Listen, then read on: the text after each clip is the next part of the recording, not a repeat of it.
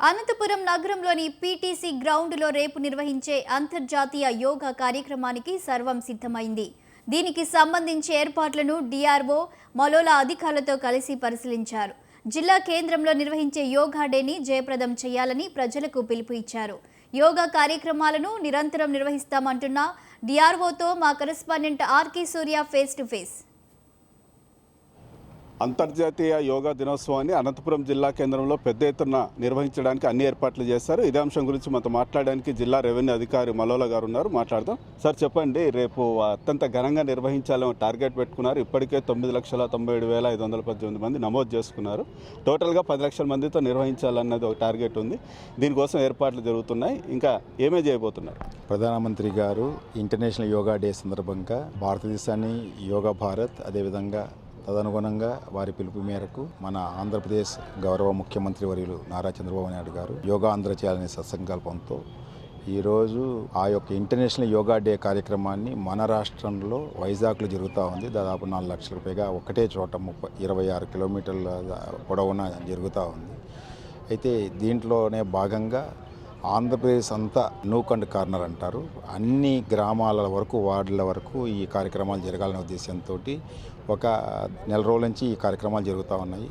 Master ట్రైనర్స్ను అందరినీ కూడా ఏర్పాటు చేయటం, అదేవిధంగా అనేక మంది ప్రజలను కూడా దీంట్లో రిజిస్ట్రేషన్ చేసుకోవడం, అదంతా మనం చేయడం జరిగింది. ఈరోజు తదనుగుణంగానే మన అనంతపురం జిల్లాలో దాదాపుగా 10 లక్షల మంది దాకా రిజిస్ట్రేషన్ చేసుకుంటున్నారు.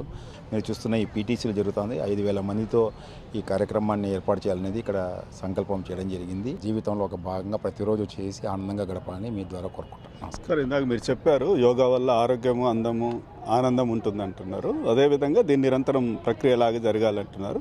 అంటే స్కూళ్ళలో స్టార్ట్ చేస్తారా, ఎలా సార్? దీన్ని ఎలా ముందుకు తీసుకెళ్తారు? అద్భుతమైనటువంటిది ఆలోచన. మామూలుగా ఈ సమస్యకు పరిష్కారమే నిన్న ముఖ్యమంత్రి గారు, కేంద్ర ప్రభుత్వం యొక్క సెక్రటరీ గారు, అక్కడ ప్రధాన కార్యదర్శి గారు కూడా ఇక్కడికి వచ్చిన్నారు. ఆయుష్కు సంబంధించి వారి ద్వారా చెప్పడం జరిగింది. అమరావతి దగ్గర నుంచి ప్రతి ఒక్క అమరావతిలో యోగా అండ్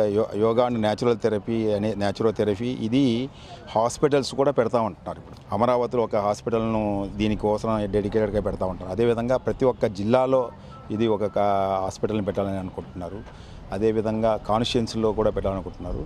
ఇది కాకుండా మీరు చెప్పినట్లుగా విద్యలో, ఎడ్యుకేషన్లో కూడా దీన్ని భాగం చేయాలని చెప్పేసి నిన్న ముఖ్యమంత్రి గారు ఆలోచన చేశారు. మనకు ఒక మంచి ప్రోగ్రాం కానీ లేకపోతే కార్యక్రమం కానీ భవిష్యత్తులో జరిగేదానికి రాష్ట్ర ప్రభుత్వం కూడా ఆలోచన చేస్తుంది. ఇది మీరు చెప్తున్నది ఏదైతే ఈ అంతర్జాతీయ యోగా డే దినోత్సవం సందర్భంగానే యోగా నిర్వహించడమే కాకుండా నిరంతరం ప్రక్రియలాగా మనిషి ఆరోగ్యంగా, అందంగా, సంతోషంగా, ఆరోగ్యంగా ఉండాలంటే యోగా అన్నది తమ జీవితంలో ఒక భాగం తీసుకోవాలి. దానికోసం రాష్ట్ర ప్రభుత్వం అన్ని చర్యలు తీసుకోబోతోంది. ముఖ్యంగా విద్యా శాఖ ఏదైతే స్కూల్స్ ఉన్నాయో దాంట్లో కూడా ప్రవేశపెట్టడం జరుగుతుంది. అదేవిధంగా ఆయుష్మాన్ భవ కావచ్చు, ఆరోగ్యశ్రీ కావచ్చు, ఇటువంటి దానిలో కూడా మెన్షన్ చేయడం జరుగుతుంది. ఇది పెద్ద ఎత్తున భవిష్యత్తులో నిరంతరం ప్రతి ఒక్కరికి కూడా ఒక యోగా తన జీవితంలో ఒక భాగంలాగా చేసే ప్రక్రియ లాగా సాగుతుంది అనేసి మీరు చెప్పడం జరుగుతుంది. కెమెరా పర్సన్ అఖిల్తో ఆర్కే సూర్య, స్వతంత్ర టీవీ, అనంతపురం.